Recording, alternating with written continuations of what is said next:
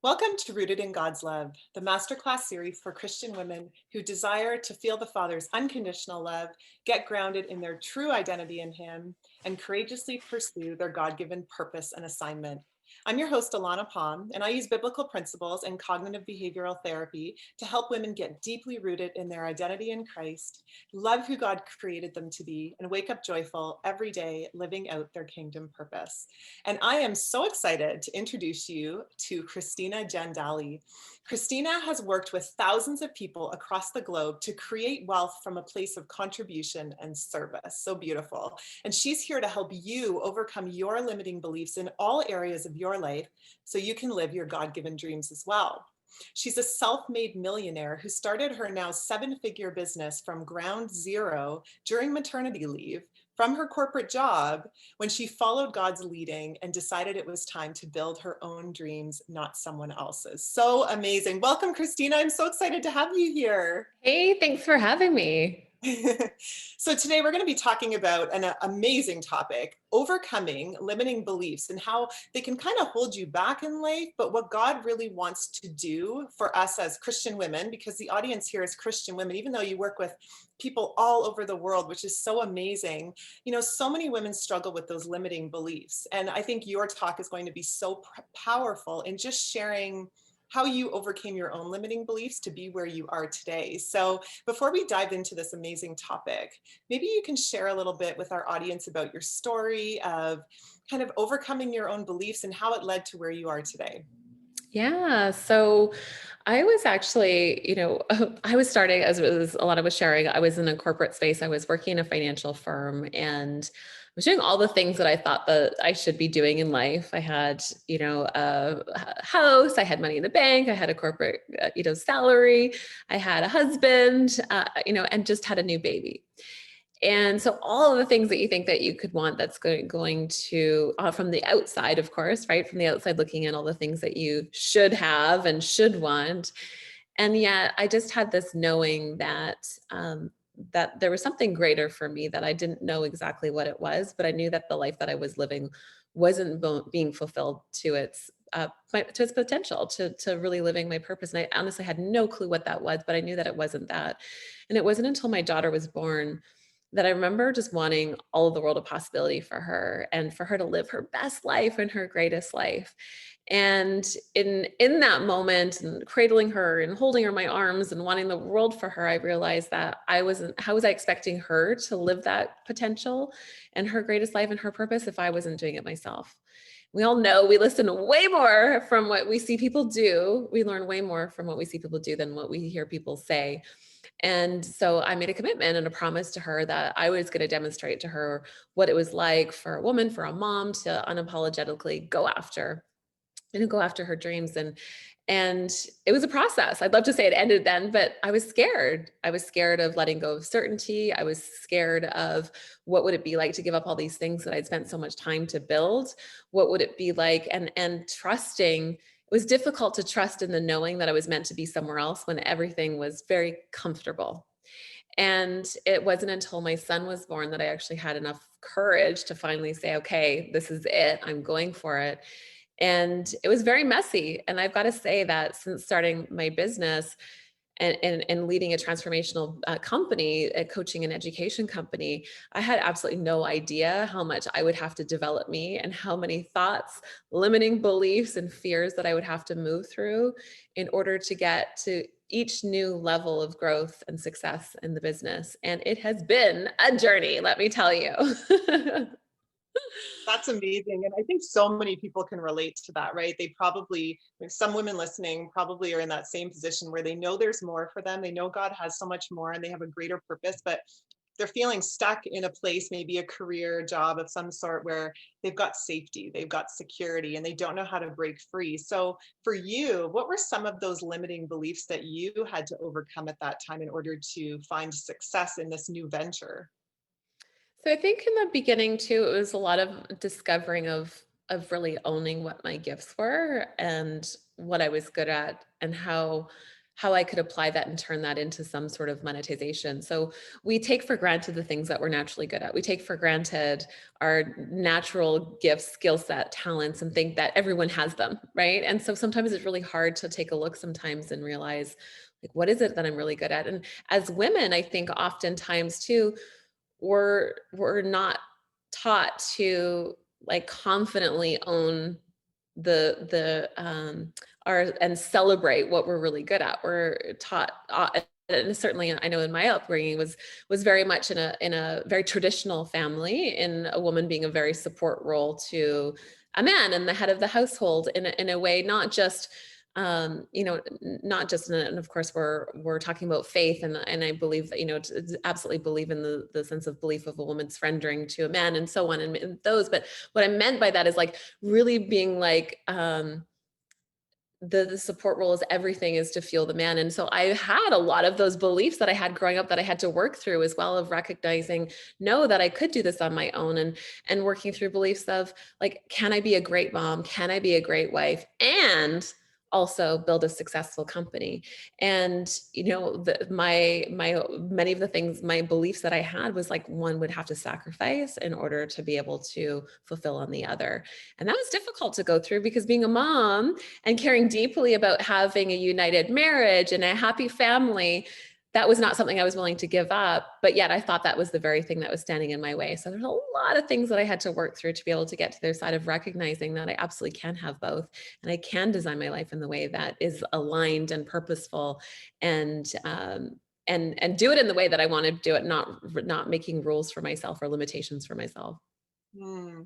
That's so powerful. And I think so many women, they would experience similar things, similar fears about, I don't know if this is going to work. I don't know if I'm going to be able to make everything work together. Like it's kind of, sometimes we think in this either or sort of mentality instead of both and. So for you, you had these fears, you had these limiting beliefs. So how did it end up working together in the end? Did you find that you were able to make it work somehow when you overcame those beliefs, or how did that play out?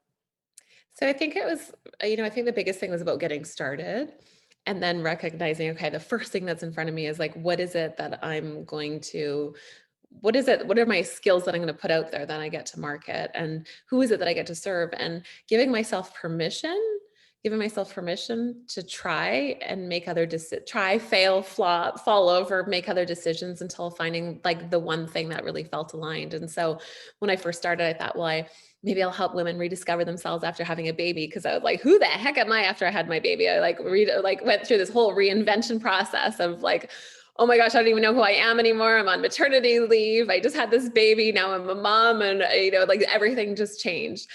And then I thought I was going to help financial advisors growing and scale their business. And so I started going down the avenue of both of those. And then I realized neither of them felt aligned. And I was like, okay, back to the drawing board. And then, so giving myself, like having faith enough of knowing that this was the path I was meant to take, and giving myself permission to be able to explore what it was going to take and what it was going to look like.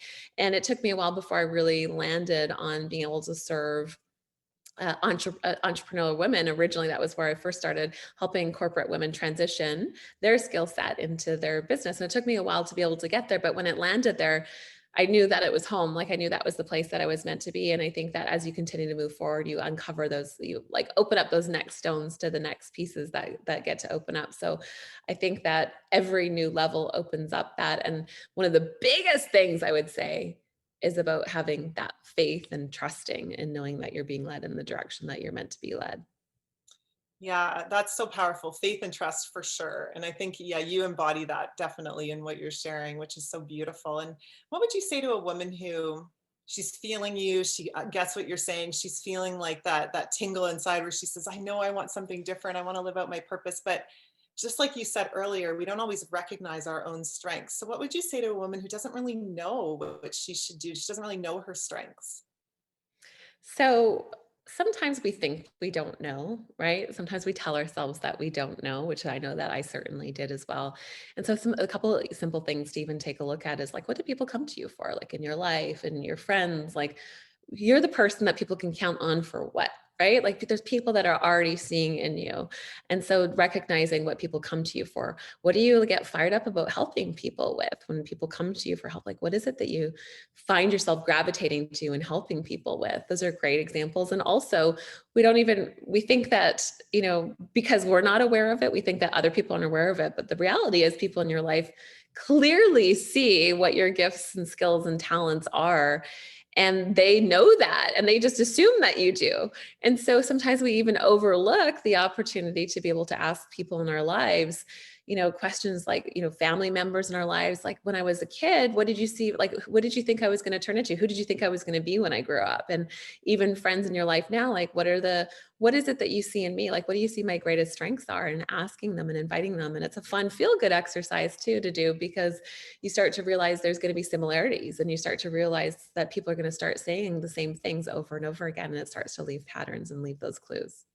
Yeah, I love that. Asking for feedback, asking for people to share, what is it that you think I'm good at? What are my strengths? And then, yeah, I love that. What do people come to you for? That's so powerful, because that really can be very telling. And I feel like what you're talking about a lot is sort of beingness, who are you? And I think a lot of people will get into a place of, I need to do the thing. I need to do the next thing that's going to result in what I want. So what would you say about doing versus being?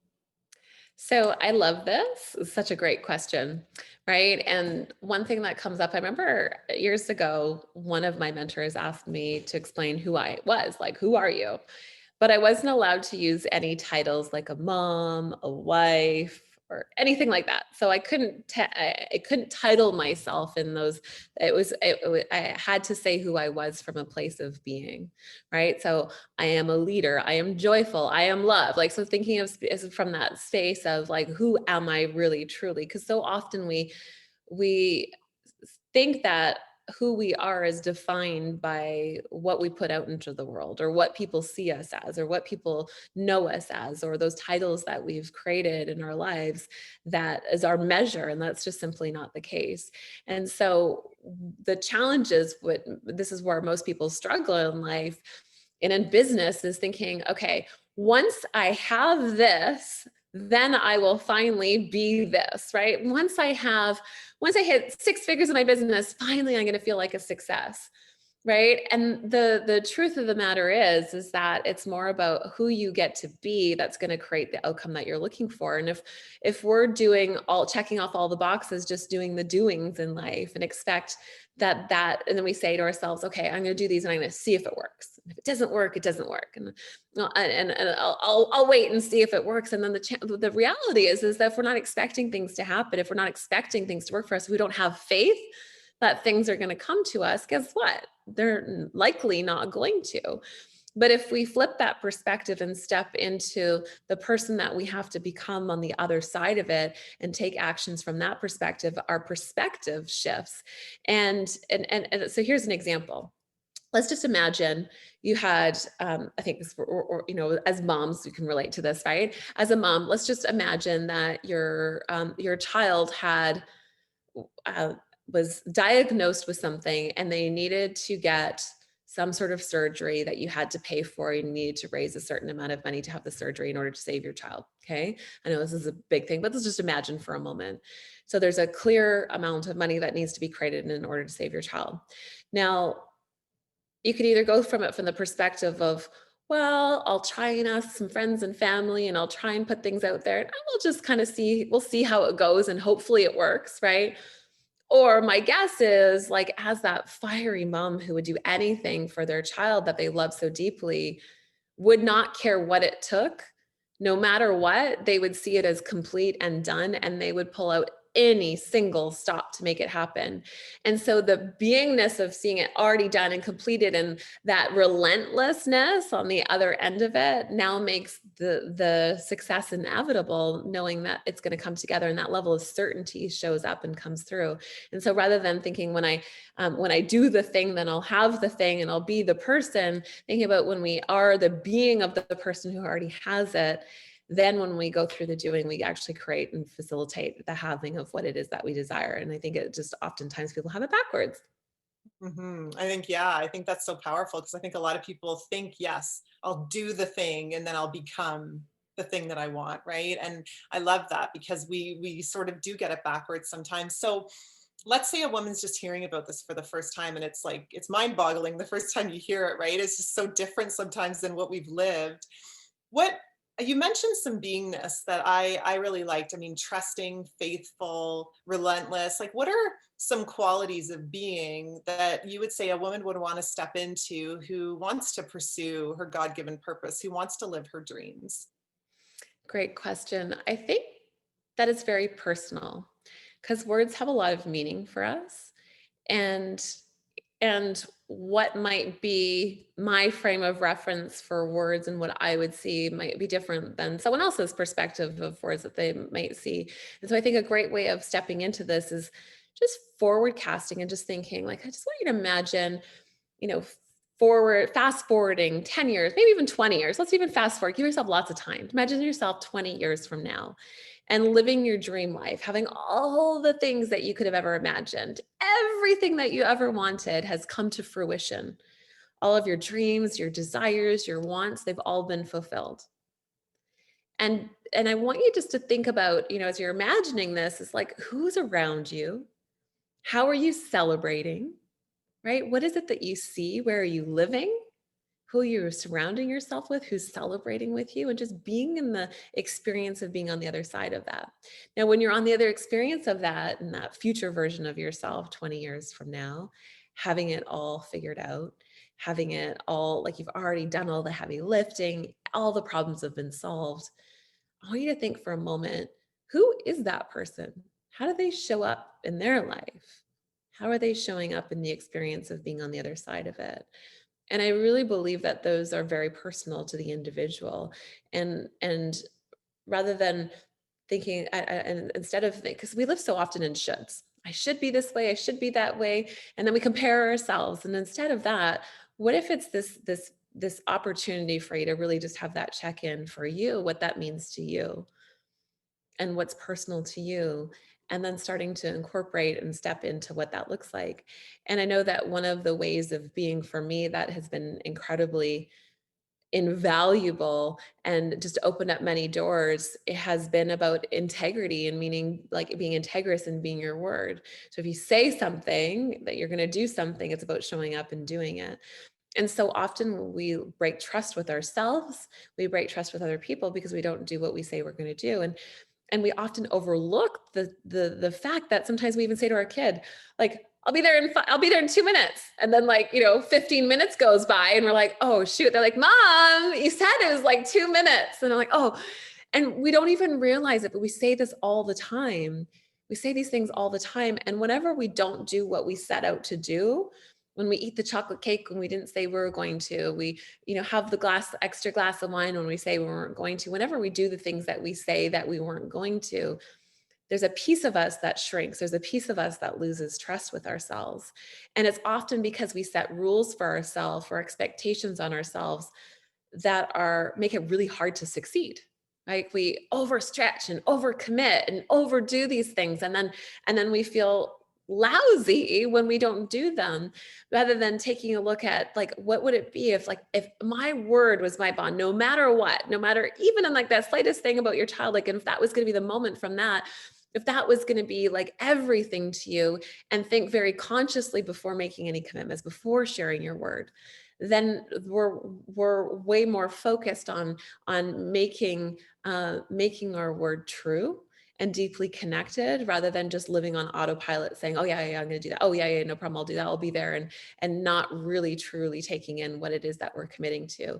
And I think that carries over for everybody, is just having that look at yourself. And I remember the first time of really kind of going through this exercise, and throughout the day, every time I broke my word, I wrote it down, and not to feel bad, but just have the awareness of it. And I was shocked at how many times I didn't do what said I was going to do. And it was most often because it was just unconsciously like agreeing to things or nodding to things and not really being there in the moment. So that would be something I would say was probably super valuable no matter where it is that you're at. Yeah, that's amazing. I mean, it's so true. And I've never thought about it that way, but you really do. You lose trust with yourself as you're not holding on to your own integrity, right? How can I trust myself if I'm not even doing what I say I'm going to do or being who I say I'm going Yes. to be, like that? That's so powerful. And I love your idea of kind of forward casting, where would I want to be in 20 years? What would it look like? Who would be around me? What would it feel like? And then who would I be 20 years from now in that moment? And then sort of rewinding and becoming that person now. So we can just live into it now. And then usually what happens, at least in my experience, probably yours too, is a lot of the things that you want will happen, right?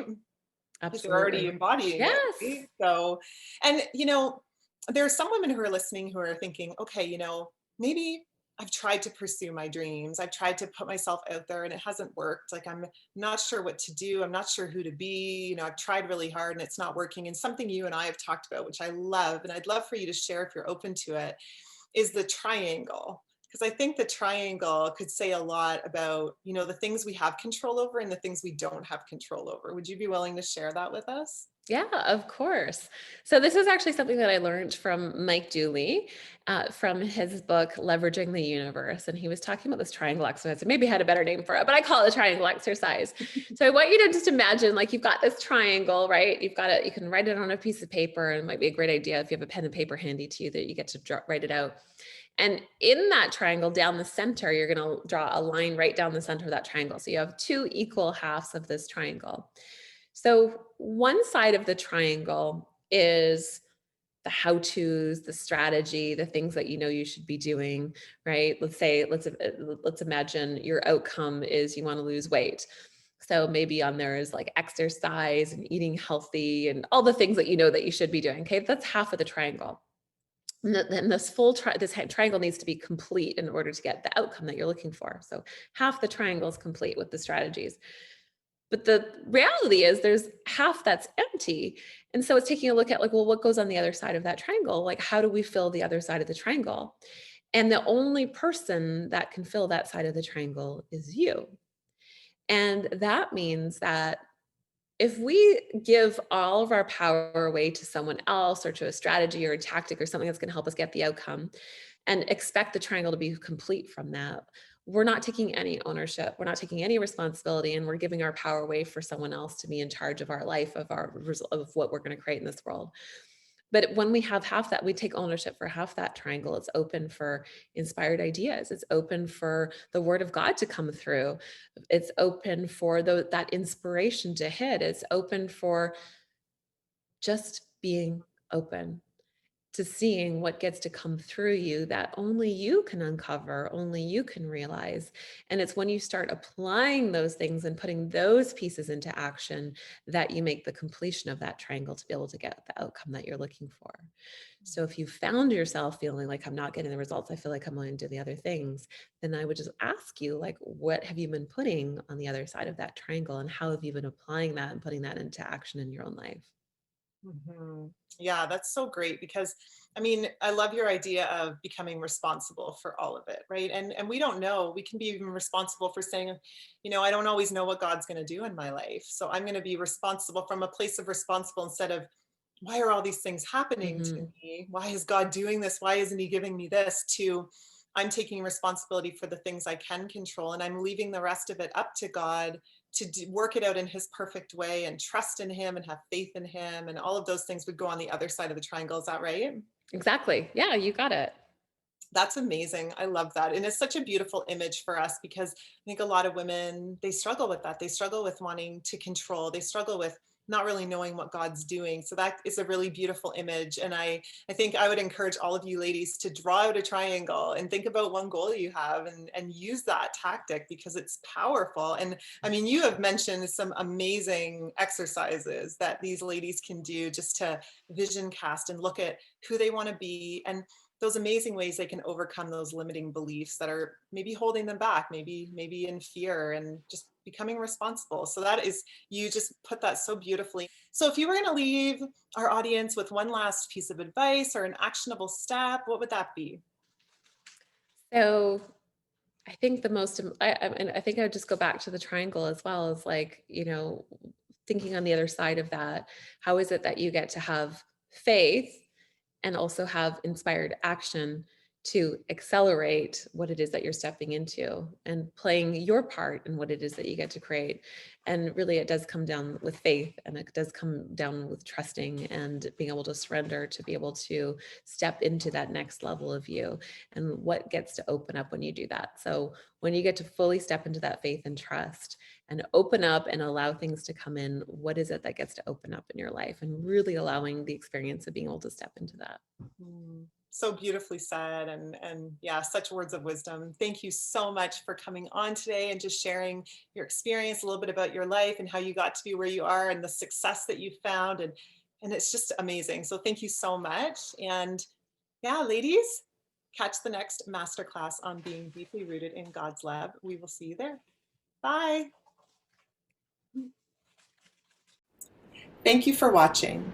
If you connected with this content and it helped you in some way, please like, subscribe, and share this video. Also, check the description below for special gifts just for you. See you in the next video.